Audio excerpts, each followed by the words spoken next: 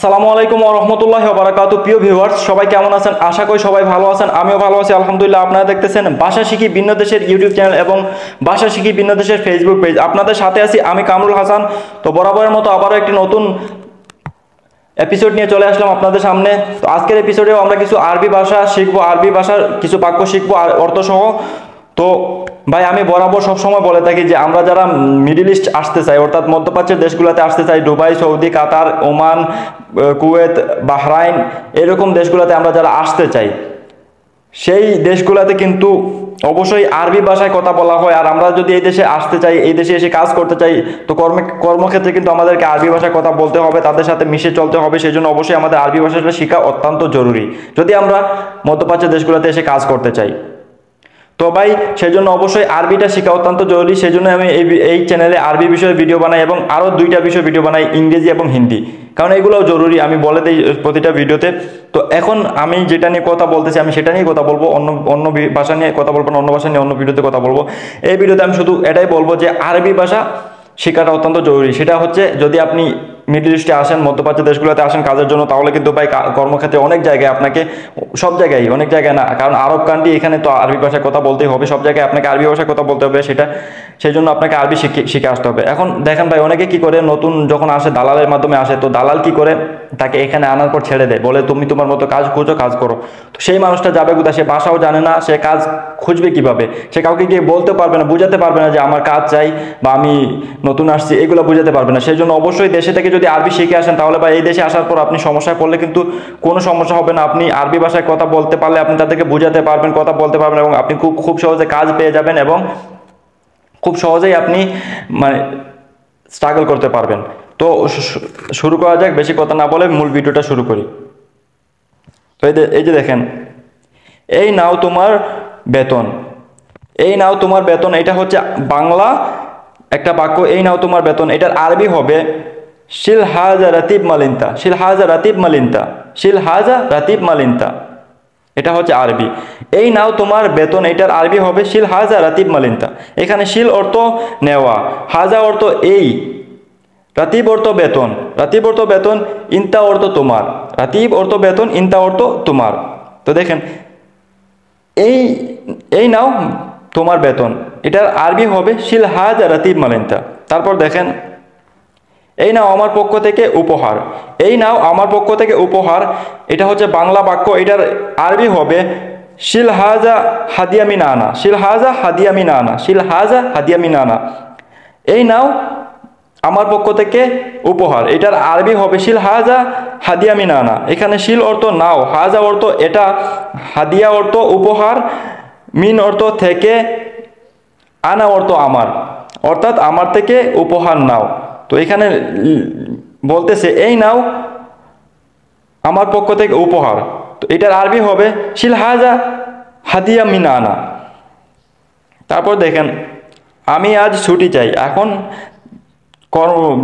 কর্মচারী বলতেছে আমি আজ ছুটি চাই, তো এটার আরবি হবে আনা আবগা আলিয়ুম ইজাজা, আনা আবগা আলিয়ুম ইজাজা, আনা আবগা আলিয়ুম ইজাজা, অর্থাৎ আমি আজ ছুটি চাই। এটার আরবি হবে আনা আবগা আলিয়ুম ইজাজা, আনা আবগা আলিয়ুম ইজাজা। এখানে আনা অর্থ আমি, আবগা অর্থ লাগবে, আলিয়ুম অর্থ আজ, আনা অর্থ আমি, আবগা অর্থ লাগবে, আলিয়ুম অর্থ আজ, ইজাজা অর্থ ছুটি। আমার আজ ছুটি চাই, আনা আবগা আলিয়ুম ইজাজা।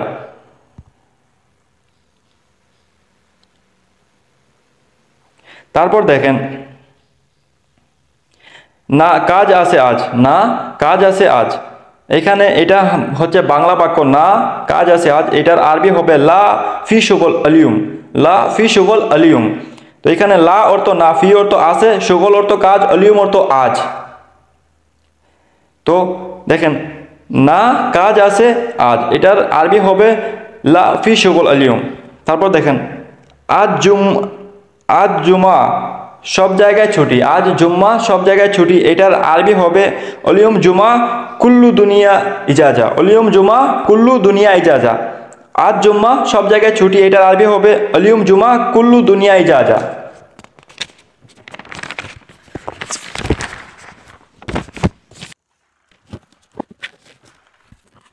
তারপর দেখেন এখানে আলিয়ম অর্থ আজ, কুল্লু দুনিয়া অর্থাৎ সব জায়গা, কুল্লু দুনিয়া অর্থাৎ সব জায়গা, ইজাজা অর্থ ছুটি। তারপর হচ্ছে ড্রাইভারের ছুটি নেই, ড্রাইভারের ছুটি নেই, এটার আরবি হবে সাওয়াক মাফি ইজাজা। ড্রাইভারের ছুটি নেই, এটার আরবি হবে সাওয়াক মাফি ইজাজা। ড্রাইভারের ছুটি নেই, এটার আরবি হবে সাওয়াক মাফি ইজাজা। এখানে সাওয়াক অর্থ ড্রাইভার, মাফি ইজাজা অর্থ ছুটি নেই।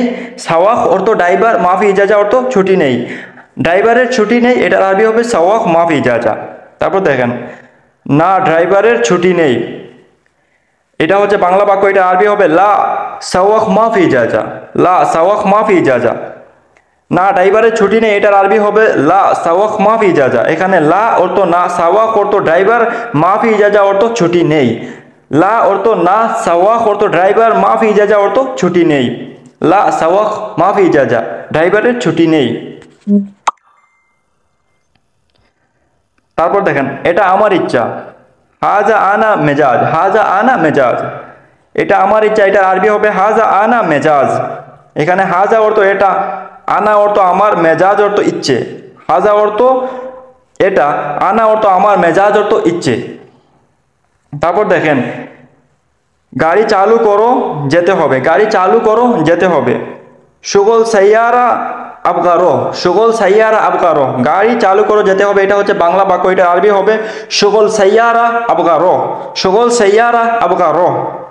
তো এখানে সুগল সাইয়ারা অর্থাৎ গাড়ি চালু করো, সুগল সাইয়ারা এটার অর্থ হচ্ছে গাড়ি চালু করো। তারপর আবগা অর্থ, আবগারো অর্থ যেতে হবে, আবগারো অর্থ যেতে হবে। সুগল সাইয়ারা অর্থ গাড়ি চালু করো, আবগারো অর্থ যেতে হবে, গাড়ি চালু করো যেতে হবে, এটার আরবি হবে সুগল সাইয়ারা আবগারো। তো ভাই আশা করি বুঝতে পেরেছেন, আজকে এই পর্যন্ত, দেখা হবে আরও নিয়ে আসবো নতুন ভিডিওতে, আরও কিছু আরবি বাক্য পরের ভিডিওতে। তো ভাই বুঝতে পেরেছেন, আরব দেশে যদি আপনি আসতে চান, কাজ করতে চান, তাহলে কিন্তু এই আরবি ভাষাটা আগে থেকে শিখে নেন, না হলে কিন্তু ভাই এই দেশে আসার পর অনেক সমস্যায় পড়বেন, কারণ অনেকেই দালালের মাধ্যমে আসে। দালালের মাধ্যমে আসলে কি হয় ভাই, দালাল কি করে এই দেশে আনার পর তাকে আকামাটা কোনোভাবে লাগাই দেয় বা পতাকাটাই লাগাই দেয়, তারপর কি করে তাকে ছেড়ে দেয়, বলে যে তুমি তোমার মতো এখন কাজ করো, তোমার মতো কাজ খোঁজো, কাজ খুঁজে কাজে যাও, কাজ করো। তো সেই মানুষটাই কিন্তু এই দেশের ভাষা জানে না, আরব দেশের ভাষা জানে না, বুঝতে পারে না কথা, বলতে পারে না কথা, তখন সে অনেক সমস্যায় পড়ে যায়। সেই জন্য সে যদি দেশের থেকে আরবি ভাষাটা শিখে আসে, তাহলে কিন্তু সে এখানে আসার পর সমস্যায় পড়বে না। সে এই কথাগুলা সুন্দরভাবে যদি বলতে পারে আরবিদের সাথে, তাহলে তারাই বুঝবে যে এই মানুষটা নতুন আসছে, এর কাজের দরকার। তাকে আরবিরা কিন্তু সবাই খারাপ না, অনেকের সাথে যদি আপনি বুঝাই কথা বলতে পারেন, তাহলে কিন্তু সে আপনাকে হেল্প করবে। তো এখন আপনি তো কথাই বলতে পারবেন না, তাহলে কিভাবে সে আপনাকে হেল্প করবে? সেই জন্য অবশ্যই আপনাকে কথাটা শেখা অত্যন্ত জরুরি। দেশ থেকে যদি শিখে আসেন তাহলে খুবই ভালো হবে। আর এখানে আসার পরও অনেকে জানে না আরবি ভাষা, অনেক দিন হয়ে গেছে, 2 বছর 4 বছর হয়ে গেছে, আরবি ভাষা শিখতেই পারতেছে না, তাদের জন্য এই ভিডিওটা। অবশ্যই ভাই ভিডিওটা সুন্দরভাবে দেখবেন শুরু থেকে শেষ পর্যন্ত, তাহলে বুঝবেন আর শিখতে পারবেন। আর অবশ্যই স্ক্রিনে লেখা থাকবে, সেখান থেকে পড়বেন।